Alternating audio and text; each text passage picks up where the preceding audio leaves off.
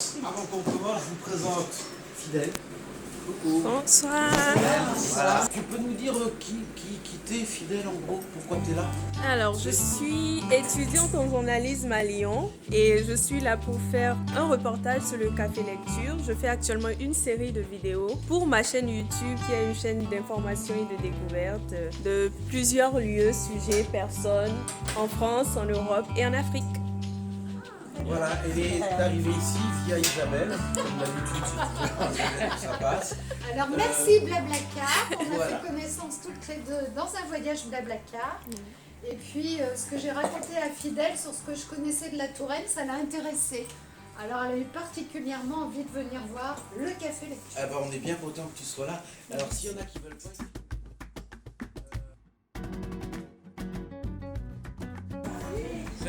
Salut. Comment l'idée du Café Lecture est arrivée? D'abord, on avait ici, dans ce lieu, hein, le pressoir de la Touline, un atelier lecture. Au début, on devait être une petite dizaine. Ça s'est assez étoffé. Notre motivation première était d'essayer d'acquérir, pas des techniques, mais en tout cas des émotions qui permettaient de donner une lecture qui soit un peu théâtralisée, vivante et pleine d'émotions. Puis cet atelier lecture a baissé un petit peu en intensité et on se posait la question de savoir si qu'est-ce qu'on pouvait faire finalement pour reprendre une autre forme d'activité qui complète l'atelier lecture. Donc on était Isabelle, Oui. un copain et moi autour d'une bouteille et on a commencé à discuter, n'est-ce pas Isabelle? Moi j'avais surtout pas envie que cet atelier lecture s'arrête et ça faisait 2-3 séances où on n'était que 2 ou 3 alors qu'habituellement il y avait une dynamique de groupe qui portait vraiment le travail qu'on faisait. Et du coup, en buvant un élixir... Très bon élixir. Ah oui. Et puis l'envie que quelque chose continue, voilà, est née cette idée qu'on pourrait ouvrir une fois par mois notre atelier à bien plus de personnes en invitant à venir lire, quelle que soit l'expérience que l'on ait avec la lecture à voix haute. Ce qu'il y a d'intéressant, je trouve, moi, c'est que on développe ça dans un milieu presque rural. On n'est pas totalement à la campagne, à Azé-sur-Cher, mais enfin, c'est pas urbain. Les cafés lecture existent en milieu urbain, sont assez bien fréquentés, en général par des gens cultivés déjà, on va dire, qui sont dans un milieu culturel évolué. Voilà. Ici, c'est pas tout à fait la même chose.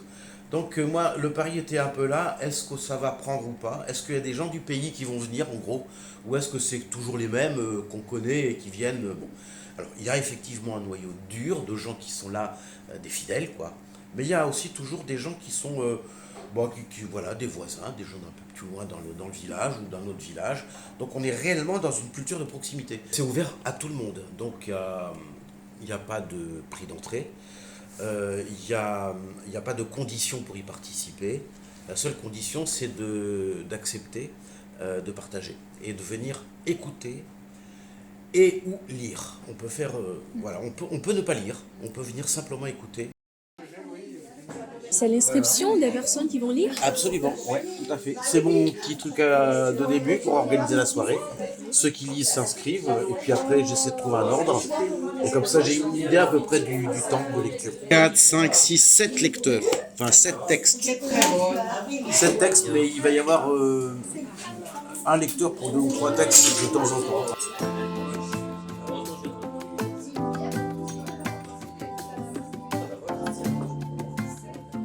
Et ça fait longtemps que tu viens au Café Lecture? Non, non, pas très longtemps. Moi, c'est mon 3e ou 3 fois. J'ai dû venir 3 fois. Tu veux lire ce soir ou tu viens pour écouter? Non, non, je viens lire mes textes.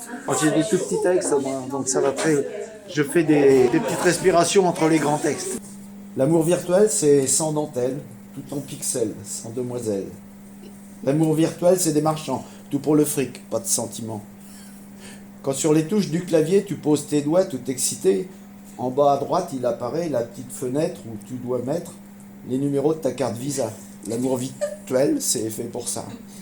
Ne rêve plus, fini les belles, adieu dentelle et demoiselles. Sur Internet, les sentiments, c'est du pognon, tout simplement. Bon, ça n'arrêtera là.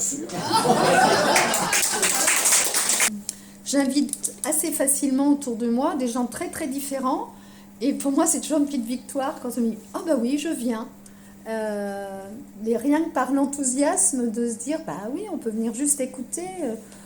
Parce que souvent, quand on invite, les personnes ne savent pas bien à quoi s'attendre. On t'invite à aller voir du théâtre, tu sais, on t'invite... Et le fait qu'on parle de café-lecture, c'est important qu'il y ait le mot « café » avec lecture. Parce que quand même, dans notre pays, les adultes, ils sont très marqués, souvent négativement. La lecture, ça appartient au monde scolaire.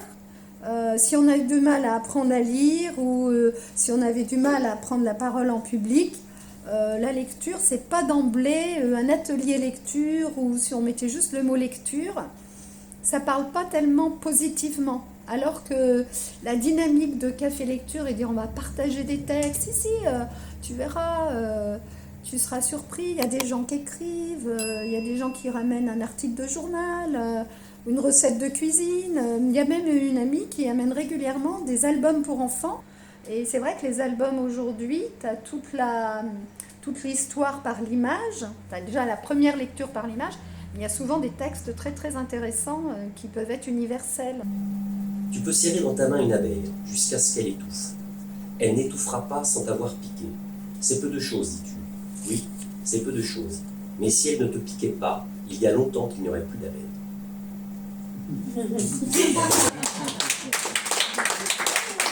À chaque fois qu'on partage un texte, et on peut partager aussi une boisson, on peut partager...